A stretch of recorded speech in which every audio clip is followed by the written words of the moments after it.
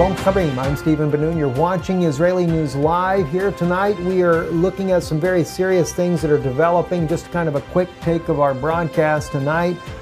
First off, South Korea is reporting that yet another U.S. carrier group is headed over to the seas there around North and South Korea there. This time it's the Nimitz that is joining already, there being the Ronald Reagan and the Carl Vincent that is in the region, which we knew this from the beginning. We had reported this ourselves here on Israeli News Live, I guess a couple of weeks ago, that all three of the ships would be there. And of course, as tensions are rising, this is one of the reasons why the U.S. military has said that they would actually bring in the third strike group into the region. And no doubt with North Korea possessing nuclear weapons and the fact that China and Russia both on the borders with their own militaries there, the United States may be very concerned that that could pose a retaliatory threat. So the United States taking no chances whatsoever in the region. Of course, we have military bases in Japan as well and other parts of the region there for a backup support if indeed President Trump does decide, or we should say the shadow government decides that we're going to go after North Korea to try to stop Kim Jong-un. Now, I'm very concerned too that whether or not that'll be a simultaneous event that comes all the way across the Middle East or not sure how that's going to work out.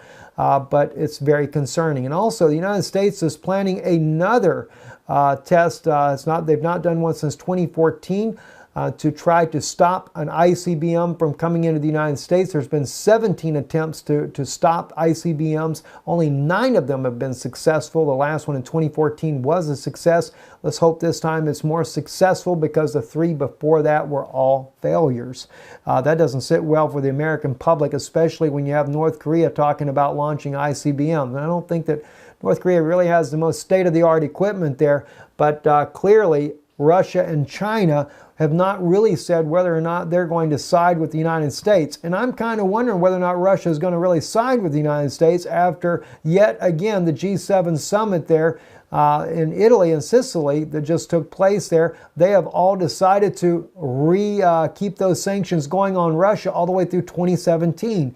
You know, it's just like it goes. You ever seen a bear that's hungry when he first comes out from his winter nap and everything? Some of those male grizzly bears there are not the most pleasant creatures in the world. A bear that normally could eat just nothing but, fish and some berries and grass and things like that, well, they get pretty doggone angry when the food supply is cut off and they have killed just about anything there is. So that does concern me that they continue to do the sanctions on Russia rather than trying to mend the relationship there with Russia and bring some stability in the world. I think it's only going to drive more of a wedge. So I'm very concerned about this situation in North Korea. If it gets out of hand over there, if the United States strikes North Korea to bring down Kim Jong-un, will Russia just sit back and watch? Will China just sit back and watch? Or is this going to spiral out of control, as the Chinese president has said that it could turn into a third world war? Speaking of a third world war, Egypt has also retaliated against Libya for the terrorists that they have in their country that launched an attack on a bus with Coptic Christians, killed just many people there in the buses there. That just happened the other day. Now Egypt has responded, and that has also put Tunisia on high alert on their own borders in the event that something takes place as a result of the conflict that is ongoing with Egypt and Libya. It could definitely all spiral completely out of control. Not to mention, talk about refugee crisis. Tunisia is worried about it. What about Italy? There's tons of refugees continue to pour across the channel there, so no doubt that could happen once again. Also, we've been mentioning to you guys for some time and asking for your help in making this possible, and it has become possible. Israeli News Live will air once a week as of right now. Once a week it'll be airing on World Harvest Television Network there in the United States. That's DirecTV, channel 367 on DirecTV if you happen to have DirecTV.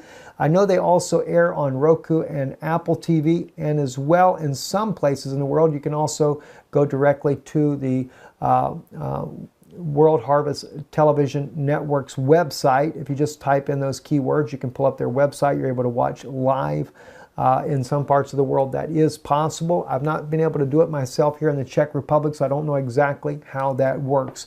But it's 10 p.m. Eastern tonight.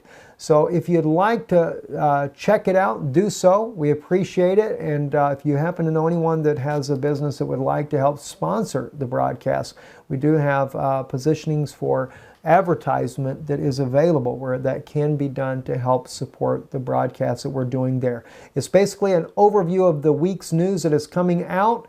And from time to time, when we can look at those things from a prophetic impact, we will also do that on this particular broadcast here. But for all the latest breaking news that we trying to bring out a balance of things that are going on in the world today, check us right out here on YouTube, Israeli News Live as well. We do have a live stream channel. We're not always there because we've always had technical difficulties, so we're just there occasionally.